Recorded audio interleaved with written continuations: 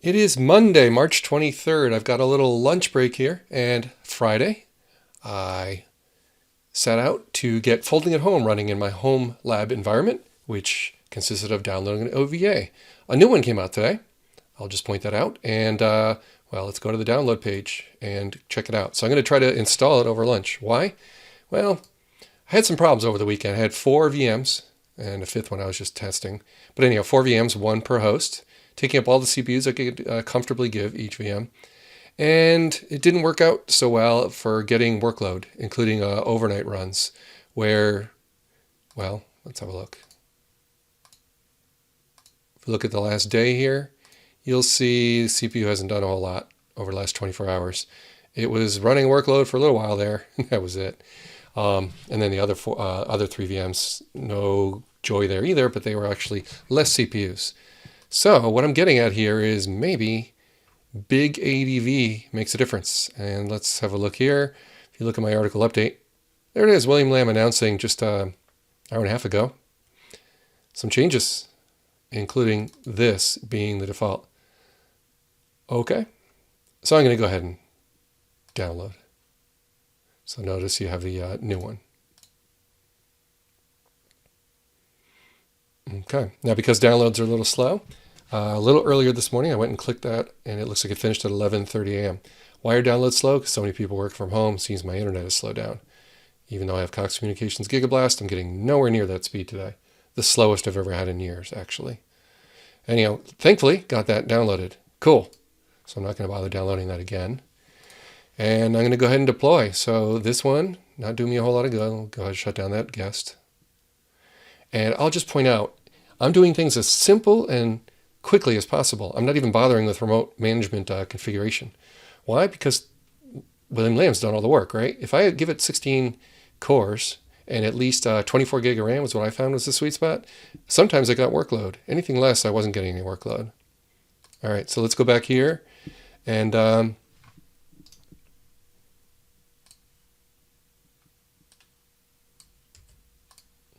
going to deploy a new one. So right click, deploy OVF template, browse to my local file system, point to the 101, hit next, and paste in the name. So what I should do is call this something a lot shorter, like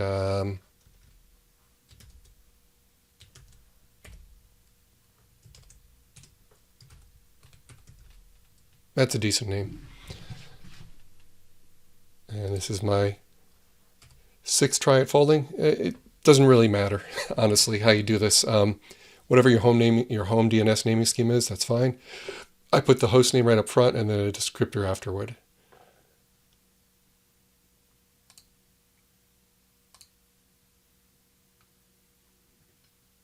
Okay, it's going to ask me what node to place this on. So you'll see I've done something a little strange here. I'm not vMotioning anything. It's going to be running on this host that's called XD15415028. That signifies the particular ZND system in my home that I'm going to be running this on. Okay, so I'm deploying in that same place.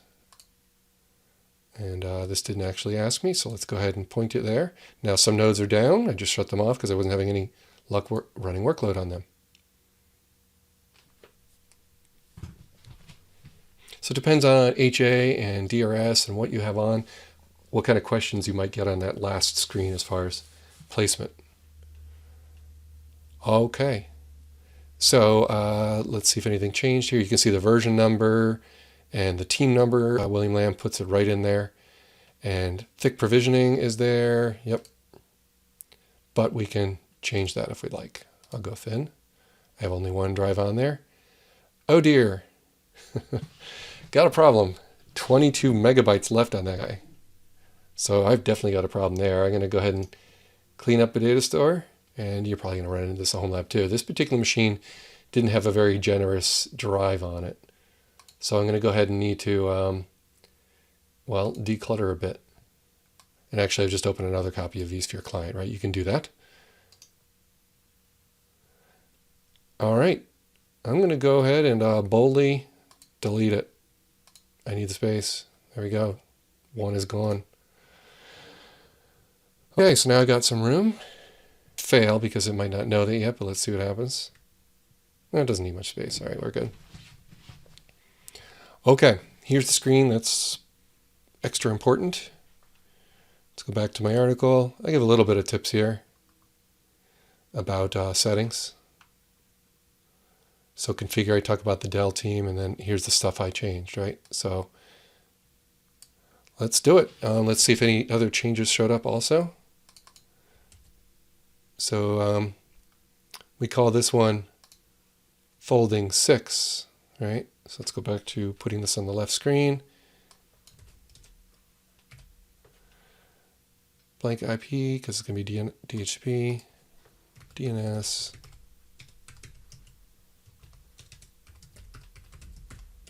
Okay, right off the right here, you can see I've summarized all that.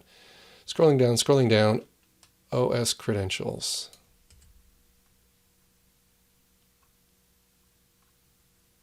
Paste, tab, paste, tab. Okay, team ID, can leave it alone. I'll put it on VMware. Now, if we want to be able to do remote management, paste, paste, same password in there. Okay, it doesn't look like Williams changed anything else. So there's nothing visible here. I will point out I don't have an NVIDIA Grid GPU to give this, so I'm going to leave that off. Also, it could maybe get a little more oomph if you put this on full. And since this machine is not doing anything else, and I have more than adequate cooling on it, I could put it on full, but for now, for the purpose of this video, keeping it as simple as possible and as few changes as possible, I'm going to go with medium and actually talk a little bit about that.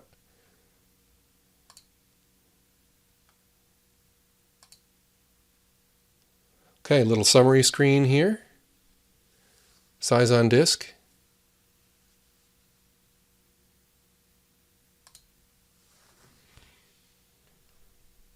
Okay, open up recent tasks so we can see some stuff happening. And it's now doing its thing. Now I actually have the ability in Windows 10 to very easily look at network traffic, so let's do that. Okay, you can see the OVA bits are flying over the wire now at a reasonable speed, just a 1 gig connection to this particular host.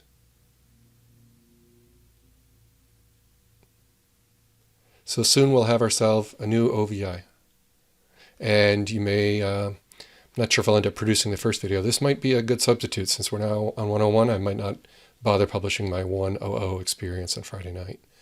Okay, so that's now deployed. Great. But before we boot it, right click, edit settings, and I have lots of CPUs in this machine. And you should need, is it 768 for each core? But it didn't seem to get me any workload assignments. I'm going to go with 24. Actually, I have plenty of room, plenty of gigabytes of RAM in this machine available. So yeah, there's swap space and disk space considerations and all things to think about, but I'm not going to change anything else. I'm just going to go with CPU, 16 cores, memory of 24 gig. Click OK. And now go to the summary screen, and we can just make this large at this point. Open up the remote console. Bring the remote console onto the screen that you can see and power this up and see if we get a workload. So it is 12:11 p.m. I think I'm about 9 minutes into this video here. I'll probably publish this as is, unedited, because this ended up being a pretty good walkthrough of the entire process if this ends up working. It's the middle of the day, Eastern Time, and West Coast is now online too. So as my article mentions, there are issues with having enough servers to take on the workload of all these helpful people in the world now working from home. Think about it. It's called folding at home. We have home labs or home data centers, or my mini data center here, which is efficient. Somewhere between 125 watts. If I get all my hosts running, I'm only going to be burning an extra 50 watts or something contributing today. And would have been nice to get an assignment during this video. So you can see 24 gig of RAM right here. You can see the core count here, 0 to 15. And it's going to auto retry. So I'm just going to let that run. Hopefully at some point today or later, tonight maybe, that that it's working. And actually, I want to confirm Big Advance works. But as long as you give it 16 or greater, as William Lamb's notes mention, it should work, right? So if we look at the changelog, he's saying, hey, right here, automatic during initial setup and upon each reboot. So automatic detection upon each reboot. That's what I just did. I reconfigured it and booted it. So that's it for this video and walkthrough of VMware Appliance for folding at home. Notice I haven't shown you anything about Linux skills or SSHing to it or logging remotely. Maybe I'll get to that, but might not be necessary. If this very simple procedure I just showed you ends up working, and soon for, well, not soon, now for VMware Fusion and Workstation, that could free this up for a whole lot of people, including those who don't have ESXi. So hats off to William Lamb and Amanda Blevins and the whole VMware team who quickly got this fling published in a matter of days. He's got some tweets about that. And for working this weekend, honestly, to move it forward and get this fine-tuning going where it seemed like you might not be contributing to novel coronavirus 2019, known as COVID-19. You may not have been contributing to that project unless you had 16 cores. So that's still kind of up in the air. But hopefully you found this video overview helpful. Thanks for watching, and feel free to leave comments here under the video, or even better, under the article, for the benefit of others who are also following along. Thank you again. Bye now.